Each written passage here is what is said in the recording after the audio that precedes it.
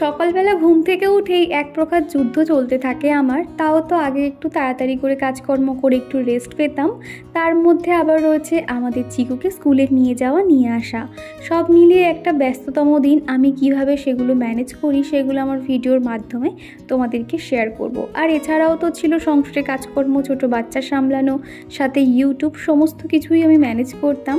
আবার একটা যোগ হয়েছে স্কুলে নিয়ে যাওয়া নিয়ে আসা। বাচ্চা যখন থেকে বড় হয় সেগুলো কিন্তু একটা মা বাবার দায়িত্বের মধ্যে এসে যায়, যে তাকে স্কুলে ভর্তি করানো, এই যে জিনিসগুলো। সেরকমই চিকুকে আজকে স্কুলে নিয়ে যাব। আগের দিন থেকে প্ল্যানিং করে রেখেছিলাম চিকুর পাপার জন্য সকালে ঠিক কী টিফিন বানিয়ে দেব।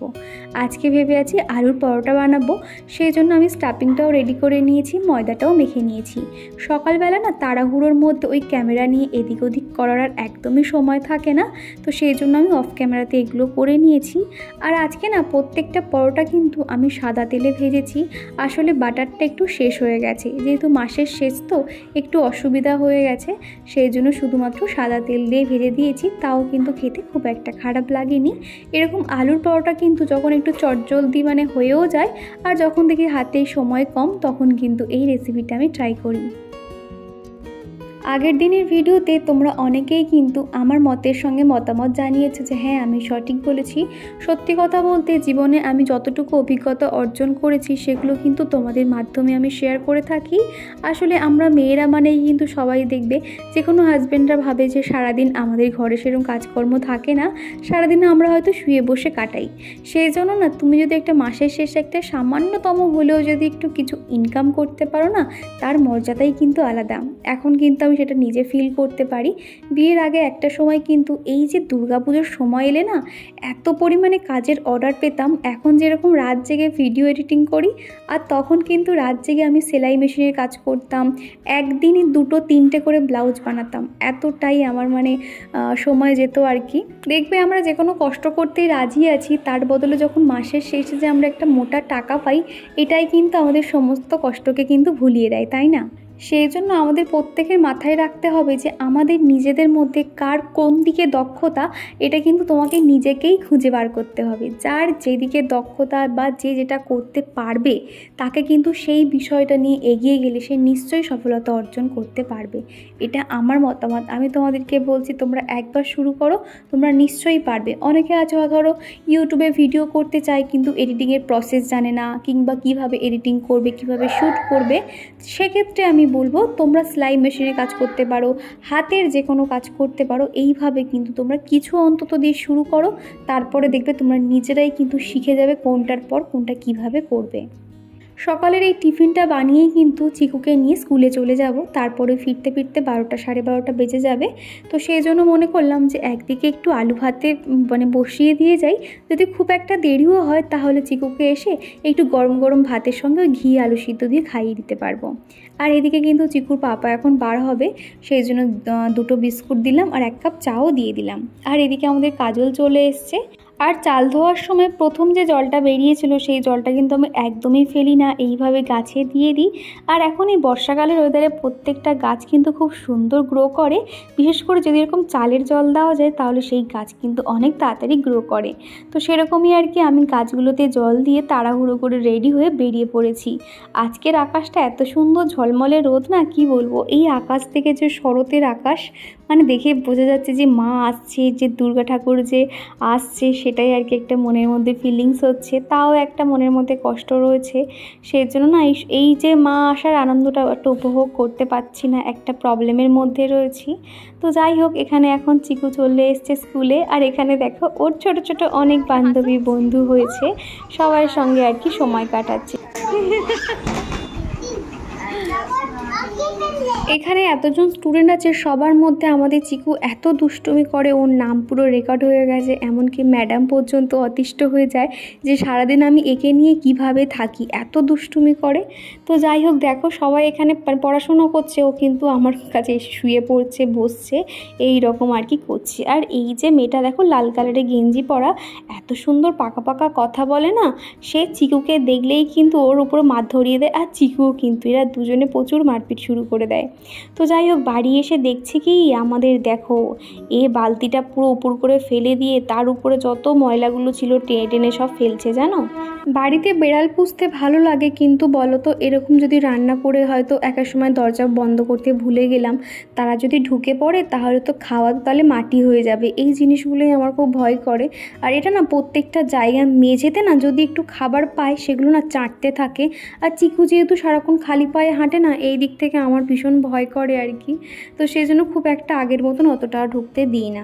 আর তারপরে এসেই এত পরিমাণে খিদে পেয়ে গেছিলো, সেই জন্য একটু আলুর পরোটা আর সাথে নিয়েছি সেজওয়ান চাটনি। তোমরা অনেকেই চিকু ডেলি রুটিন চাইছো, আমি অবশ্যই শেয়ার করব। ভাবছি আর কয়েকটা দিন পরে আমি যেহেতু বাপের বাড়ি যাব, সেখানে গিয়ে শেয়ার করলে কি হবে, আমার ক্যামেরাটা কেউ অন্তত ধরে দিতে পারবে। সবাই আর কি চিকুকে নিয়ে এলাম আর আমরা ঢুকেছি, আর তারপরেই শুরু হয়েছে বৃষ্টি। আর একটু দেরি করলে মনে হয় ভিজে যেতাম। তো যাই হোক, এখনও আমার রান্নাবান্না কিছুই হয়নি, রান্না বাকি রয়েছে, টুকটাক ঘরের কাজকর্ম রয়েছে। তো চলো সেগুলো আগে সেরে নিই, তারপর তোমাদের সঙ্গে আবার কথা বলছি।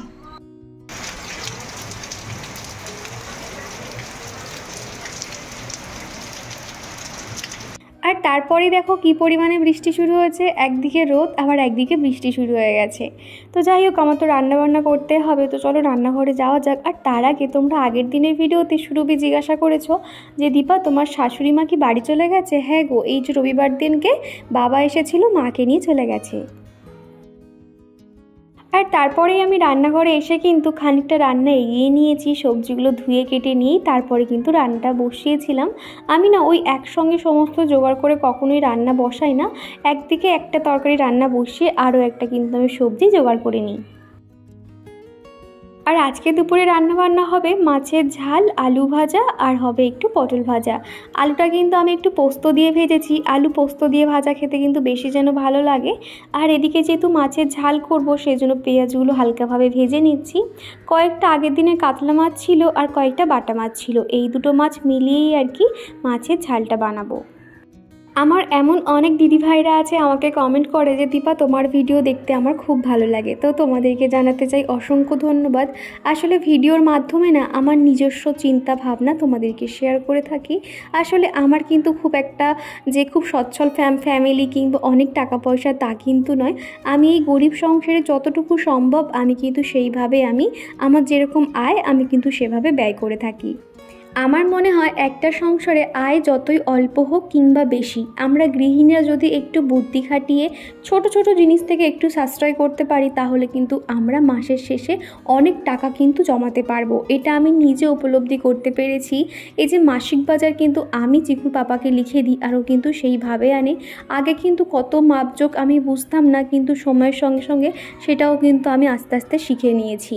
সেইভাবেই কিন্তু আমি খরচ করি এবং টাকাও কিন্তু আমি অনেকটা সাশ্রয় করতে পারি। তো আমি বেশ কিছু টাকা জমিয়েছি এবং সেই টাকা দিয়ে আমি আমার ঘরের একটা ফার্নিচার কিনবো। তবে আমি এখন বলছি না যে সেই জিনিসটা কি কিনবো, আসলে তোমরা তো জানোই আর কয়েক মাস পরে আর কি আমি যেহেতু ঘরটা চেঞ্জ করব, সেই জন্য চাইছি না যে এখানে ফার্নিচারটা আনতে। আর কিছুদিন পরেই আমি নতুন যেখানে যাব সেখানে নতুন ঘরে নতুন জিনিস একটা ফার্নিচার কিনবো। আর এদিকে কিন্তু আমি ঘর প্রত্যেকটা জায়গা কিন্তু সুন্দর করে গুছিয়ে নিয়েছি। আর আমার কোনো এক বন্ধু জানতে চেয়েছিলে এই ঘরের পর্দাগুলো আমি কোথা থেকে কিনেছি। আমি ফ্লিপকার্ট থেকে কিনেছি, ওই 290 সামথিং এরকম কিছু একটা দাম পড়েছিল। তারপরে দুপুরের খাবার আলু ভাজা, পটল ভাজা আর মাছের ঝাল, একটু স্যালাড নিয়ে নিয়েছি। এই ছিল দুপুরে আমার চিকুর খাওয়া দাওয়া। তো আবারও দেখা হচ্ছে তোমাদের সঙ্গে সেই বিকেলবেলা। আজকে সকাল থেকে কিন্তু এত তাড়াহুড়োর মধ্যে আমার কাজকর্ম করতে হয়েছে, সেই জন্য সমস্ত কিছু তোমাদেরকে শেয়ার করতে পারিনি। কাজ কমপ্লিট করেই কিন্তু তারপর তোমাদেরকে দেখিয়েছি। সেরকমই সকাল থেকে এই জামা কাপড়গুলো না ভেজানো ছিল, কিন্তু আমি আর টাইম পাচ্ছিলাম না। বিকেলবেলা সেগুলো দেখো সমস্তটা ধুয়ে কেচে দিয়েছি আর এখন একটু মেলেও দিচ্ছি।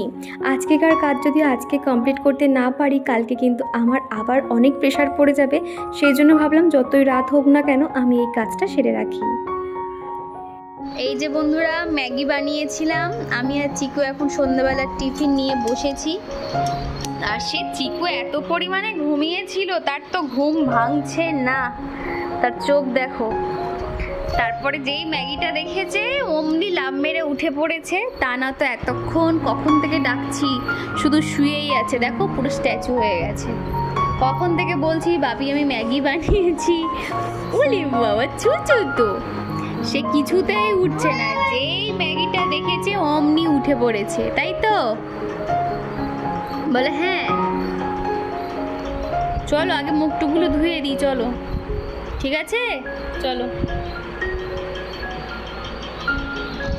আগের দিনের ভিডিওতে রূপা কমেন্ট করেছো তুমি আমার ভিডিও মহারাষ্ট্র থেকে দেখছো, অসংখ্য ধন্যবাদ। এত দূর থেকে মানুষ আমার ভিডিও দেখে, এই কথাগুলো ভাবলেই যেন একটা আলাদাই আনন্দ কাজ করে। তো যাই হোক, এর মধ্যে চিকুকেও খাইয়ে দাইয়ে দিয়েছি, ও এখন বসে খেলা করছে, একটু পরেই আমরা শুতে যাব। তার আগে রাতের কিছু কাজ এখন করে নিচ্ছি। তো চলো বন্ধুরা, আজকের ভিডিওটা এই দিয়ে শেষ করছি, আবারও দেখা হবে।